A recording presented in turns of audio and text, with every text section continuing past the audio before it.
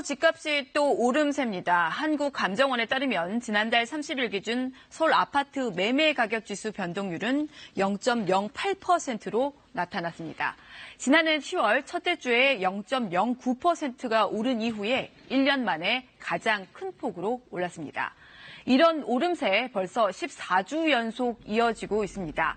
아시는 대로 정부가 지난해 9.13 대책을 포함해서 최근 강남 일부 지역을 중심으로 한 분양가 상한제까지 대책을 내놨습니다만 시장의 반응은 이렇게 오름세를 보이며 과열 양상까지 보이고 있습니다.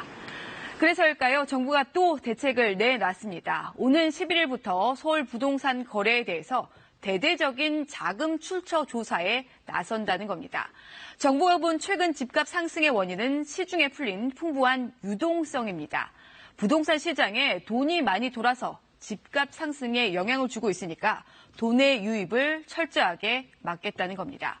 정부는 불과 일주일 전에 이른바 10일 대책의 일환으로 법인에 대해서도 주택담보대출 비율을 40%까지만 해주기로 규제안을 발표했었습니다. 또 시가 9억 원이 넘는 주택을 하나라도 가지고 있는 사람에 대해서 전세대출을 해주지 않기로 했습니다. 이른바 갭 투자에 대한 조치로 부동산 시장에 우회적으로 들어가는 자금마저 차단하는 대출 규제였습니다. 돈줄을 대서 시장 과열을 막겠다는 취지였는데 이번 대책도 같은 맥락입니다. 이번 자금 출처 조사에는 국토부와 국세청 등 관계기관 32곳이 총동원돼서 역대 최대 규모로 진행이 됩니다. 조사 지역은 서울 25개구 전체입니다. 특히 강남구와 마포, 용산, 성동 등 최근 아파트값이 큰 폭의 상승세를 기록한 곳은 고강도 조사를 받게 됩니다. 대상은 일단 지난 8월 이후 접수된 실거래 신고가 대상이 됩니다. 업다운 계약이나 편법 증여나 또 가족 간의 대출, 과도한 차입금 등이 주 대상입니다. 예를 들어보면 이런 거래가 이번 조사 대상입니다. 10대 미성년자가 11억짜리 아파트를 하나 샀는데 자신의 예금으로 6억 원, 차입금이 5억 원입니다.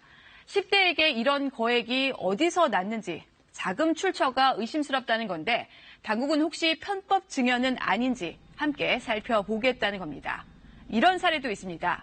한 법인이 10억짜리 아파트를 하나 매수를 했습니다.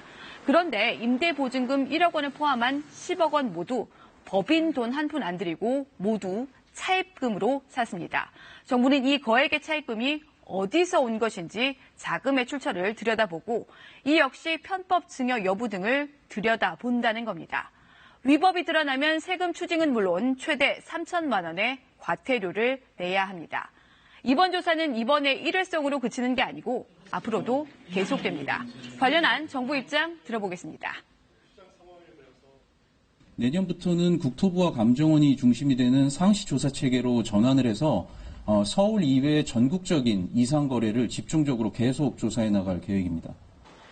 네, 시장 전문가들은 이번 단속으로 거래가 일시적으로는 줄어들 수도 있다고 보고 있습니다. 하지만 시중에 풀린 풍부한 자금과 저금리 기조가 계속되는 한 이번 대책에도 한계가 있다는 지적은 지금도 계속되고 있습니다. 친절한 뉴스였습니다.